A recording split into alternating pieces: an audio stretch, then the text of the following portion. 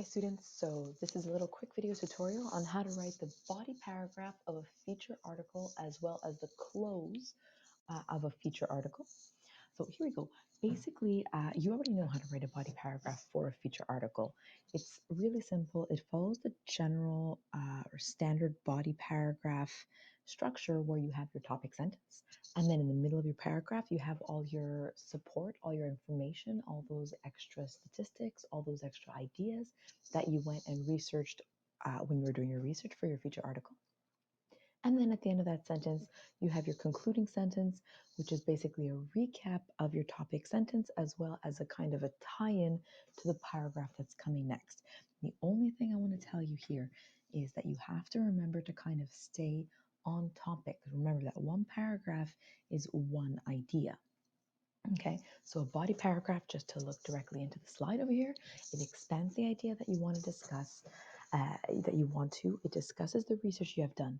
And the point of these body paragraphs in a feature article is really to guide your reader to a position. So you know that you're not giving your reader an opinion flat out saying, we should waste less water.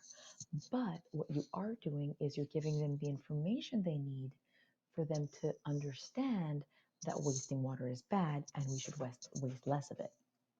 Always make sure that your body paragraphs keep in mind the audience that you're targeting. So you would absolutely never use the same language when you're speaking to your fourth grade cousin as you would to a scientist or to the Prime Minister of Canada or to whoever else that is not 8 years old.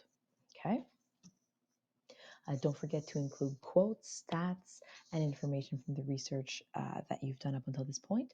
And here it might be interesting if you're using quotes in your body paragraphs, you can use a pull quote. So basically, as part of your feature article later on, like as you're writing, you can have a pull quote.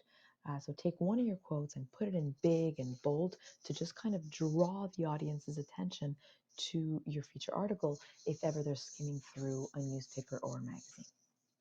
And these pull quotes, they need to have very compelling words. So words that are either shocking or very interesting or something that's really going to tie your audience into what you're saying and get them engaged with your article. You can include photographs between the body paragraphs as well.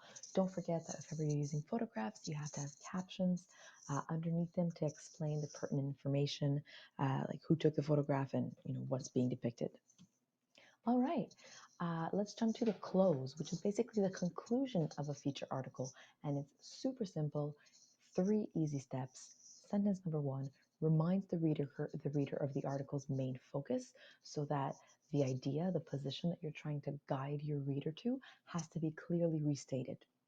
The second thing you want to do is suggest a solution if you're talking about a problem, or a course of action if you're talking about any other kind of issue.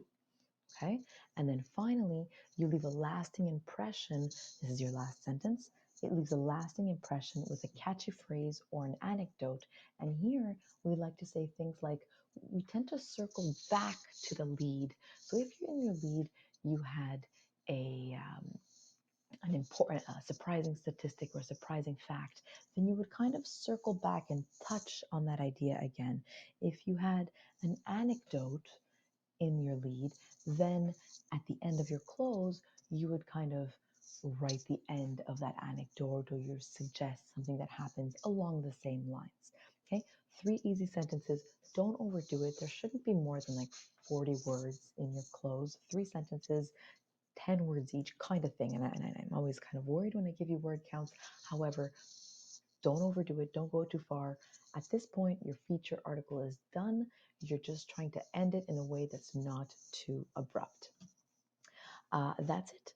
And overall, for your feature article, don't forget to do things like use colorful but simple language. I'm going to actually let you read this slide by itself. It doesn't require a lot more explanation on my part.